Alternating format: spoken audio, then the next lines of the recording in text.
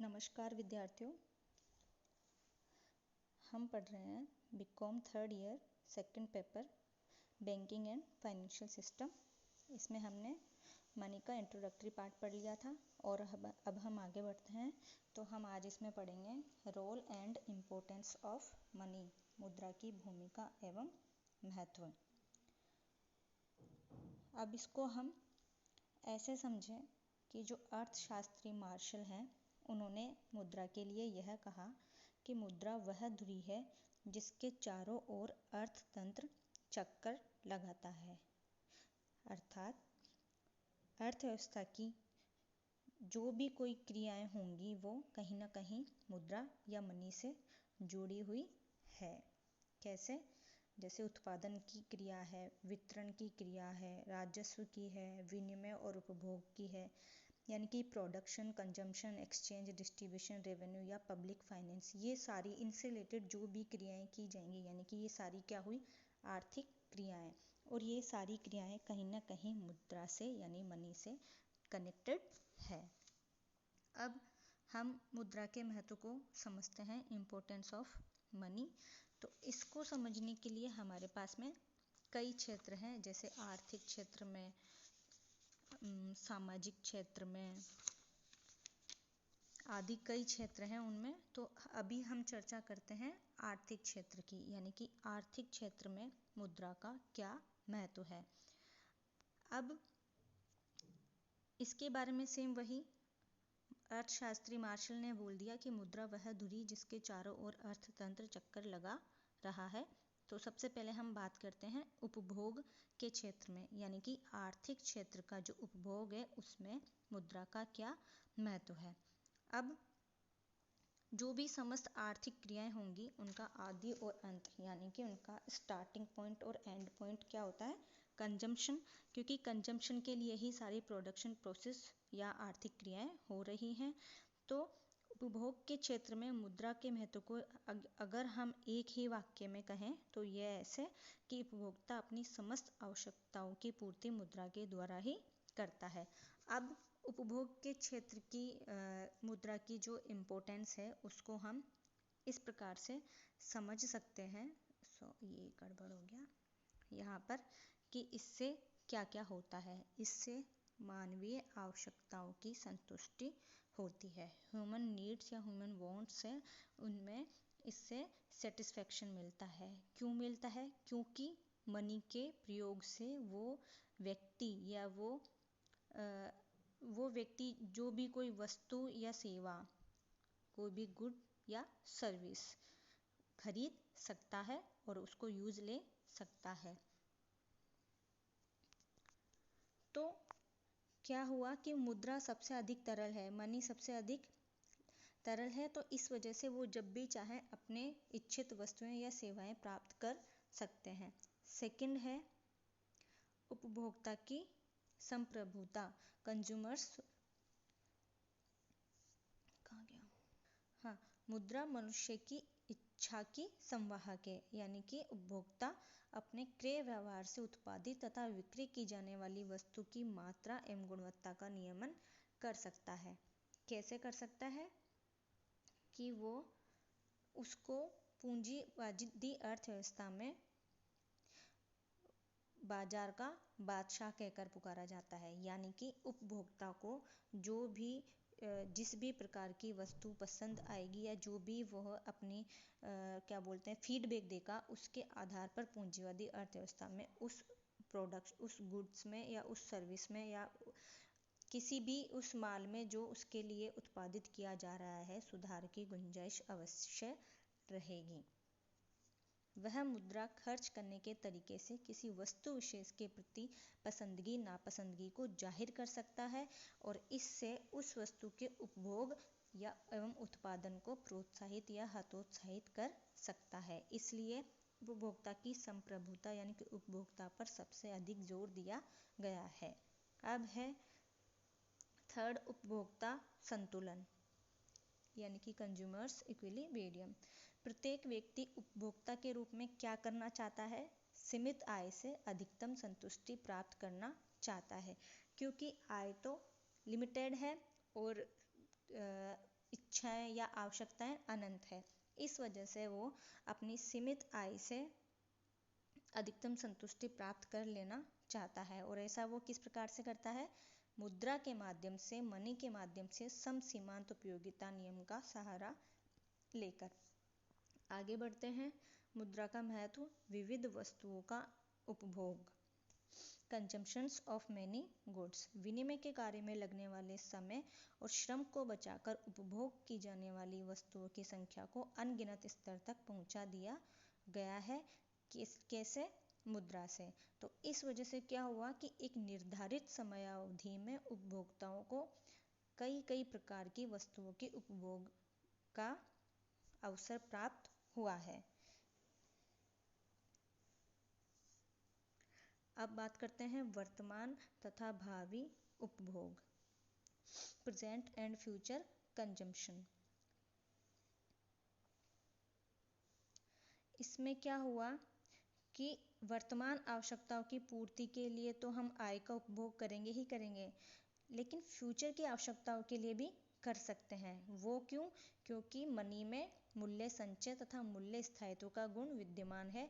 इस वजह से ना केवल हम अपनी वर्तमान आवश्यकताओं, प्रेजेंट नीड्स को पूरा करेंगे, बल्कि फ्यूचर की के लिए भी हम अपनी प्लानिंग्स उस हिसाब से कर सकते हैं। इसमें रॉबर्टसन ने कुछ इम्पोर्टेंट कहा है मुद्रा के बारे में। वो ये कहा है कि मुद्रा समाज के प्रत्येक सदस्य को विश्वास दिलाती है कि रोजगार के जो साधन उपलब्ध हैं उनके द्वारा उसको अधिकतम उपभोग तथा भौतिक आनंद प्राप्त हो सकेगा। यह उसे किराए की मोटर गाड़ी पर आवश्यकता से अधिक यात्रा न करने तथा बदले में चार्ली चैपलिन के हंसमुख चेहरे को देखने का अवसर प्रदान करती है। तो ये थे मुद्रा के आर्थिक क्षेत्र में, उपभोग के क्षेत्र में महत्व। आगे बढ़ते हैं। मुद्रा के उत्पादन के क्षेत्र में महत्व। तो उत्पादन की क्रियाएं बिना मुद्रा के पॉसिबल ही नहीं है, क्योंकि उत्पादन के हर एक स्टेज पर, हर एक स्तर पर मनी की ज़रूरत होगी ही होगी। इसको हम इन बिंदुओं से समझ सकते हैं। साधनों का एकत्रीकरण। अब उत्पादन के लिए विभिन्न साधनों यानी कि रिसोर्सेज की आवश्यकता होगी, और उनका कलेक्शन कब हो सकता है? जबकि पर्याप्त मात्रा में मुद्रा हो। इस वजह से साधनों के एकत्रीकरण के लिए मुद्रा की आवश्यकता है। इस वजह से उत्पादन के क्षेत्र में मनी का बहुत अधिक महत्व है। इसके अलावा पूंजी संग्रह के लिए भी। अब पूंजी संग्रह, क्योंकि उत्पादन बड़े पैमाने पर किया जा रहा है, इसलिए अधिक पूंजी की आवश्यकता हो रही है। तो मुद्रा के कारण ही अंशों और ऋण पत्रों, शेयर्स एंड डिबेंचर्स को बेचकर पूंजी का संग्रह संभव हो सका है। और मुद्रा के अभाव में पूंजी निर्माण संभव ही नहीं है। क्यों नहीं है? क्योंकि पूंजी निर्माण के लिए बचत एवं विनियोग संबंधी क्रियाकलाप होते हैं, जो किससे हो रहे हैं? मनी से। अगर ये मनी की धारणा, मुद्रा की धारणा नहीं होती तो क्या शेयर्स और ऋण पत्र हो पाते? नहीं हो पाते। इस वजह से पूंजी के संग्रह में मनी का बहुत अधिक योगदान है। फिर है श्रम विभाजन एवं विशिष्टीकरण, लेबर डिवीजन एंड स्पेशलाइजेशन। अब आजकल का जो उत्पादन का क्षेत्र है उसमें श्रम विभाजन और विशिष्टीकरण किया जा रहा है, और वो किस हिसाब से किया जा रहा है? मुद्रा के बेसिस होने से। इस वजह से नए नए तौर तरीके, नए नए विशिष्टीकरण की क्रियाएं लाई जा रही है। अब है उत्पादन की मात्रा एवं प्रकार, क्वांटिटी या फिर volume and types of production. उत्पादन के क्षेत्र में मुद्रा का उपयोग इसलिए है क्योंकि उत्पादन की सही मात्रा एवं प्रकार का निर्धारण किसके माध्यम से तय हो रहा है? मुद्रा के माध्यम से। क्योंकि इससे जनता को किस प्रकार की वस्तुओं की आवश्यकता है उसका पता चल जाता है। और उत्पादन की मात्रा का निर्धारण भी किससे हो रहा है? मूल्य प्रणाली से। अब उत्पादन के साधनों का निश्चित अनुपात, ratio of means of production. मुद्रा के उपयोग से उत्पादन के सभी साधनों को एक निश्चित अनुपात में संयोजित करना भी संभव हो सका है, जिससे उत्पादन अधिक कुशलतापूर्वक किया जा सके। अब क्या हुआ? मनी हमारे पास में है, तो उससे हम उत्पादन के जो भी साधन, जो भी रिसोर्सेज की ज़रूरत होगी, उनका एक निश्चित अनुपात में बांट सकते हैं, उनका हिस्सा निश्चित कर सकते हैं।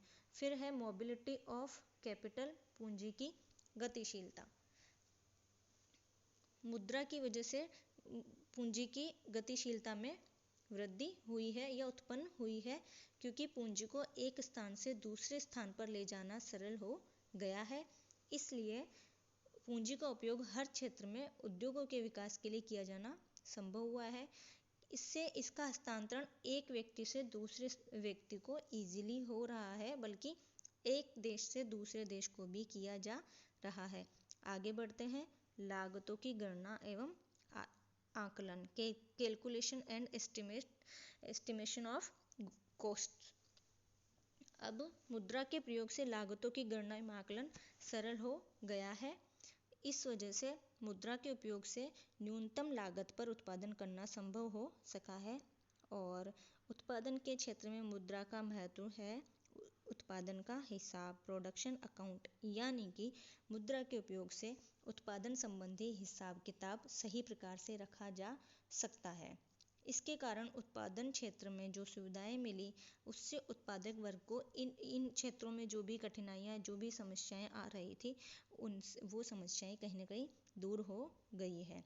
अब बात करते हैं अगले क्षेत्र की तरफ, वो है फील्ड ऑफ एक्सचेंज या फिर विनिमय के क्षेत्र में।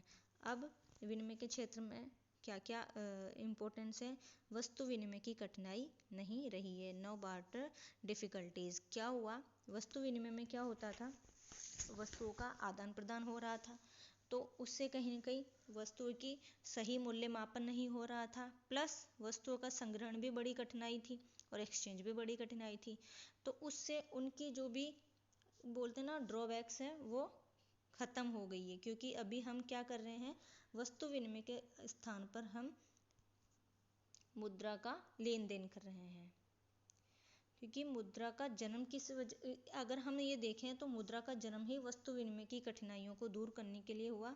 क्योंकि मुद्रा के कारण क्या हुआ है, विनिमय में सरलता आ गई है, विनिमय का क्षेत्र विशाल हो गया है। जाहिर सी बात है, वस्तु विनिमय में तो जो व्यक्ति जानकार थे या पास के क्षेत्र में पॉसिबल था, या फिर जिसके पास जिस चीज़ की ज़रूरत थी और वो चीज़ उस सामने वाले व्यक्ति के पास थी, और बदले में उस व्यक्ति को जिस चीज़ की ज़रूरत थी वो आपके पास थी, तभी वस्तु विनिमय कहीं ना कहीं पॉसिबल हो पाता था। तो ये सारी कठिनाइयाँ देखने को नहीं मिलती है। इससे विनिमय का क्षेत्र और अधिक बड़ा हो गया है। अंतर्राष्ट्रीय एवं अंतर्राष्ट्रीय व्यापार में भी वृद्धि हुई है, क्योंकि मुद्रा के माध्यम से न केवल वस्तुओं के मूल्य निर्धारण की सुविधा मिली है, बल्कि भुगतान भी सरल हो गया है, और साख का उपयोग भी मुद्रा के कारण ही संभव हुआ है। अब हम बात करते हैं वितरण के क्षेत्र में मुद्रा का महत्व। वितरण के क्षेत्र में सबसे बड़ी समस्या क्या है? उत्पादन के साधनों का पारिश्रमिक निर्धारण किया जाना। इसका हल किससे हुआ? मुद्रा से हुआ। क्योंकि उत्पादन सामूहिक होता है, जिससे प्रत्येक उत्पादन के साधन का योगदान होता है। तो प्रत्येक उत्पादन साधन के योगदान का निर्धारण मुद्रा से किया जा रहा है और मुद्रा में ही भुगतान कर दिया जा रहा है। और इसके अलावा इन उत्पादन के साधनों को निरंतर भुगतान भी करना पड़ रहा है, जबकि उत्पादित वस्तुओं की तिथि एवं उनकी बिक्री की तिथि में बहुत अंतर होता है, यानी कि उनका मैन्युफैक्चरिंग और उनकी सेलिंग डेट में डिफरेंस होता है। तो इस अवधि के बीच में भी उत्पादन के साधनों को पेमेंट तो करना ही पड़ेगा। अब उत्पादन के साधन कौन कौन से आपको पता है? मनी, पावर, मशीनरी, ये सब उत्पादन के साधन है।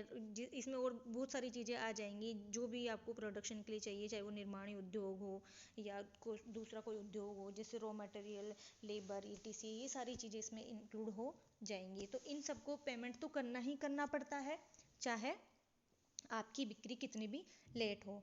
तो उसके लिए मुद्रा के माध्यम से भुगतान करना आसान हो गया है। आगे बढ़ते हैं राजस्व के क्षेत्र में। अब क्या हुआ?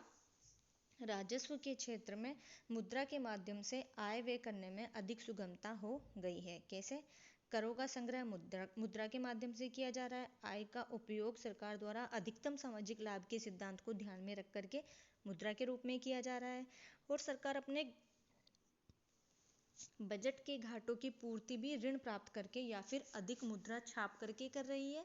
तो इस वजह से इन चीज़ों को बहुत ही इजीली मुद्रा के द्वारा किया जा रहा है। इनके अलावा करों में समानता के सिद्धांत को भी मुद्रा के द्वारा किया जा रहा है। तो इन सारी चीज़ों में हम देखते हैं कि मुद्रा का बहुत अधिक महत्व है। आगे बढ़ते हैं। आर्थिक क्रियाओं में मुद्रा का महत्व, इम्पोर्टेंस इन इकोनॉमिक एक्टिविटीज़। अब मुद्रा को हमने पहले ही बता दिया है कि समस्त आर्थिक क्रियाओं का आधार है। इनको हम ऐसे समझें कि इससे आर्थिक क्रियाओं को प्रेरणा मिल रही है।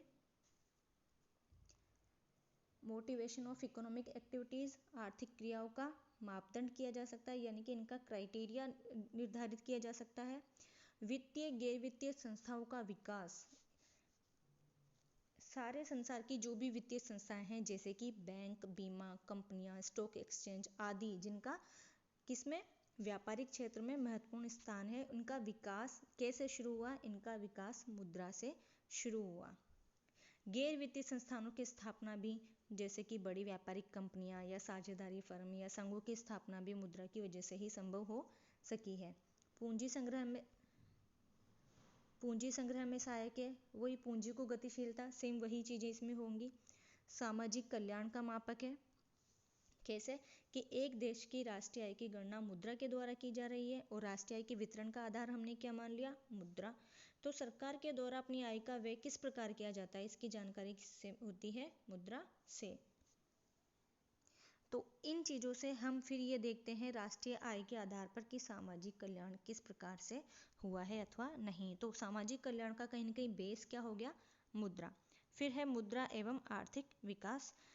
आर्थिक जीवन के विकास का मुद्रा से गहरा संबंध है। क्यों? क्योंकि मुद्रा न केवल विकास में सहयोग प्रदान करती है बल्कि उसके द्वारा राष्ट्रीय आय की गणना, बंटवारा, प्रति व्यक्ति आय, प्रति व्यक्ति आय और उसमें होने वाले परिवर्तनों को जाना जा सकता है। और उन सब चीज़ों से ये पता चलता है कि प्रति व्यक्ति आय में बढ़ोतरी हुई है कि नहीं है, राष्ट्रीय आय में बढ़ोतरी हुई है कि नहीं है। तो उन सब चीज़ों, ये सब चीज़ें क्या है?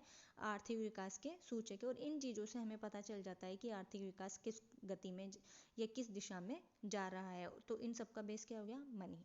फिर बात करते हैं अंतर्राष्ट्रीय सहयोग की, इंटरनेशनल कोऑपरेशन।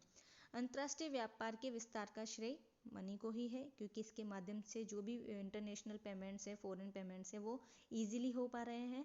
और इसी वजह से कहीं ना कहीं इंटरनेशनल कोऑपरेशन बढ़ा है। और इसी से विकसित देश अल्प विकसित देशों को अधिक बड़ी मात्रा में वित्तीय सहायता कर रहे हैं। इसका लास्ट बचा है मुद्रा एवं आर्थिक स्वतंत्रता, करेंसी या मनी एंड इकोनॉमिक फ्रीडम। पूंजीवादी अर्थव्यवस्था में आर्थिक संगठन का आधार मूल्य यंत्र है। इस व्यवस्था से उपभोग संबंधी, व्यवस्था संबंधी तथा संविदा संबंधी पूर्ण स्वतंत्रता मुद्रा के उपयोग से ही प्राप्त हो सकी है। अब मार्शल ने सेम यही सेंटेंस बार बार आया है कि मुद्रा वह धुरी है जिसके चारों ओर अर्थविज्ञान चक्कर लगाता है। मुद्रा के महत्व को यह इंगित करता है, क्योंकि हम ये देखते हैं कि अगर हमारे पास में मनी नहीं है तो कोई भी आर्थिक क्रिया पॉसिबल ही नहीं है। यानी कि हमारी जो अर्थव्यवस्था है वो पूरे तरीके से कहीं ना कहीं उसका संचालन ही असंभव है। इस वजह से मुद्रा का बहुत ही इम्पोर्टेंट रोल है। अब आगे बढ़ते हैं सामाजिक क्षेत्र में मुद्रा का महत्व। सामाजिक क्षेत्र में मुद्रा के महत्व के बहुत सारे पॉइंट्स हैं। सामाजिक स्वतंत्रता, सामाजिक जागृति, मुद्रा एवं राजनीतिक चेतना, मुद्रा एवं राष्ट्रीय भावना etc। इन सब का डिस्कशन हम अगले पार्ट में करेंगे। तब तक आप लोग इसका रिवीजन कीजिए। Thank you.